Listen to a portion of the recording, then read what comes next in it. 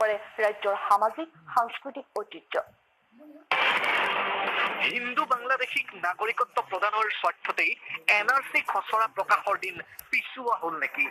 এই প্ৰশ্নই ৰাজ্যৰ ৰাজনৈতিক মহলত সৃষ্টি কৰিছে বিতৰ্ক। এনে এক সময়তে এইবাৰ হিন্দু বাংলাদেশীৰ নাগৰিকত্ব প্ৰদান সন্দৰ্ভত মুখ খুলিছে AIUDF প্ৰধান বদৰুদ্দিন আজমলে।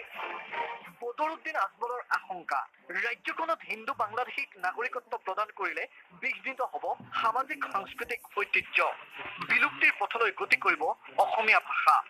ধৰ্মীয় গুৰুসকল আছে, চবে কৈ গৈছে যে আমি অসমীয়া, আমাৰ ভাষাটো অসমীয়া থাকিব লাগে। আৰু সেইটোৰ ওপৰত আজি আপুনি চৰতো যাওক, এটাও বাঙালী স্কুল দেখাব নোৱাৰিব, অসমীয়া চলি আছে। সেইটো এটা অলপ কথা।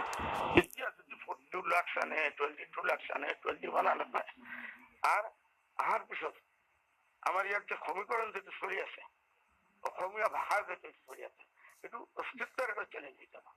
ইফালে NRC উন্নীতকৰণক লৈ ৰাজ্যত গভীৰ ৰাজনৈতিক ষড়যন্ত্ৰ চলাৰো গুৰুতৰ অভিযোগ উত্থাপন কৰিছে বদৰুদ্দিন আজমলে। আজমলৰ মতে NRCত অন্তৰ্ভুক্ত হ'ব নোৱাৰিব এজনো বাংলাদেশীৰ নাম, আৰু বাদ পৰিব নোৱাৰিব ভাৰতীয় নাগৰিকৰ নামো। NRCটো যিমান জলদি হয় আমি সেইটো বিচাৰি আছো। আৰু নিকাহ বস্তু একদম ক্লিয়াৰ হ'ব লাগে। কোনো এজন বিদেশী মানুহৰ নাম সেইটো সোমাব নালাগে, আৰু কোনো এজন দেশী মানুহৰ নাম এইটোৰ পৰা কাটি হ'ব নালাগে। আনহাতে দৰং জিলাৰ কুৰুৱাত সংখ্যালঘু লোকক অন্যায়ভাৱে উচ্ছেদ অভিযান চলোৱা বুলি মত ব্যক্ত কৰিছে বদৰুদ্দিন আজমলে।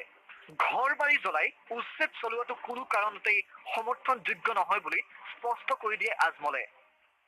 এইটোৰ কাৰণে কানুনটো হাতত ল'ব নালাগে না। আমাৰ কাৰো এইটো অধিকাৰ নাই, সংবিধানে দিয়া নাই। অফিচ আছে, পুলিচ আছে, SP আছে, IG আছে, DIG আছে, মিনিষ্টাৰ আছে, হোম মিনিষ্টাৰ আছে।